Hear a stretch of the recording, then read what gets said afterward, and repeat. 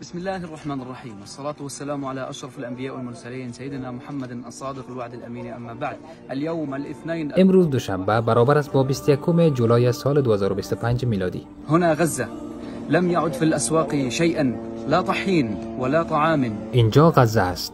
دیگر در بازارها چیزی باقی نمانده، نه آردی، نه غذایی و نه حتی توانی برای استادن.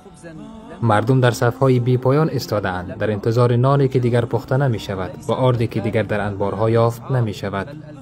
فاجعه گرانی قیمت ها نیست، بلکه فاجعه نبودن غذاست. انعدام الطعام و صوت الاطفال الجائعين الذين ينامون على بطون خاویه و صدای کودکان گرسنه که با شکمهای خالی به خواب می روند دل آسمان را شکافته است.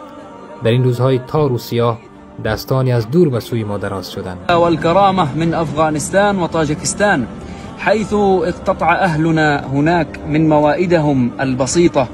از سرزمین های برادری و اخوت افغانستان و تاجیکستان، جایی که مردم شریف آن سهمی از سفرهایشان را برای غزه کنار گذاشتند. اخونا الفاضل المخلص الاستاذ احمد رضا عارفی لتصل الینا اليوم فنستطيع ان این کمک های نیکوکارانه را برادر بزرگوارمان استاد احمد رضا عارفی گردآوری کرد تا امروز به دست ما برسد و بتوانیم اندکی آرد برای خانواده های تهیه کنیم که دیگر هیچ چیزی برایشان باقی نمانده بود. باور کنید تهیه همین مقدار آرد در غزه آسان نبود. هر کیسه ای که به دست ما رسید همراه هزاران اشک، التماس و زحمت بود. اما امروز با همین مقدار کم خانه های روشن شدند، نه با نور برق بلکه با بوی نان تازه. اليوم ايضا مساهمه كريمه بمبلغ $1600 من جامعه الامام مسلم في مدينه مزار شريف، ولم تكن هذه النقود مجرد مال بل كانت صرخه وفاء تقول غزه ليست وحدها. امروز همچنین کمک مالی ارزشمند به مبلغ $1600 از جامعه امام مسلم در شهر مزار شریف به دست ما رسید و این مبلغ صرفاً پول نبود بلکه فریاد از عشق و وفاداری بود که می گفت غزه تنها نیست. امروز دیدیم که چگونه نان به یک رویا تبدیل شده است. والله نشهد اننا سنشكو الى الله من تركنا في هذا الظلام وسنشهد عند الله لكل. و الله سوگند نزد الله شکایت خواهیم برد از آنان که ما را در این تاریکی تنها گذاشتند و نزد الله متعال شهادت خواهیم داد برای هر کسی که به یاد ما بودند، چی با یک قرص نان و چی با دعای خالصانه. ما پابر جاییم، نه با غذای فراوان بلکه با دعای وفادارانی که هنوز دلشان برای غزه می‌تپد.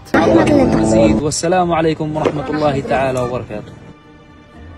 شكرا احمد رضا بارك الله فيك. افغانستان وشكرا لاحمد رضا عارفي، وزمان ما شفنا رحينا، احنا عايشين في مجاعه اصلا في غزه.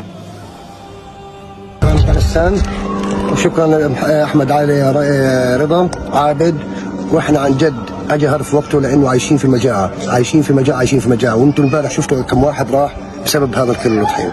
شكرا كثير لكم. بله متاسفانه دیگر فاجعه گرانی نیست، فاجعه نبود خود غذاست. فاجعه این است که هیچ کس نمیپرسد که این کودکان چی میخورند. فاجعه این است که مثل صدر اسلام زنان غزه فقط قابلمه ها و دیگها را خالی می جوشانند تا کودکانشان بخوابند. کجای دنیا دیده بودین که کودک برگ درخت بجود؟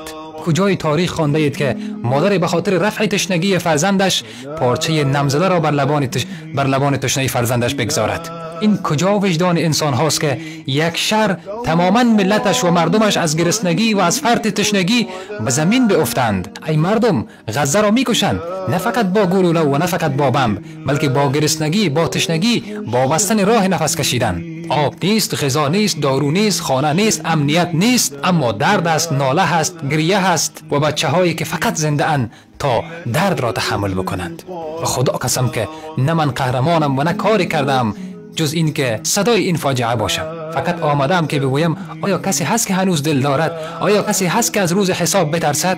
ای کسانی که سفره‌های شما رنگین است، ای کسانی که کودکانتان با لبخند میخوابد، آیا برایتان سخت است که سهمی از سفره‌های رنگینتان برای این کودکانی که شب را با گرسنگی و گریه میخوابند بفرستید؟ این ناله ها را به گوش بگیرید، این اشک ها را نادیده نگیرید و این مردم را تنها نگذارید. غزه دارد میمیرد و من فریاد میزنم تا شاید یکی بیدار شود، تا شاید یکی برخیزد، تا شاید کسی نجات بدهد. اگر امروز آنها نان ندارند شاید فردا جان هم ندارند. اگر امروز تشنه اند، گرسنه اند، شاید فردا دیگر قدرت و توان برای فریاد کردن هم ندارند. به الله قسم ما بازخواست خواهیم شد.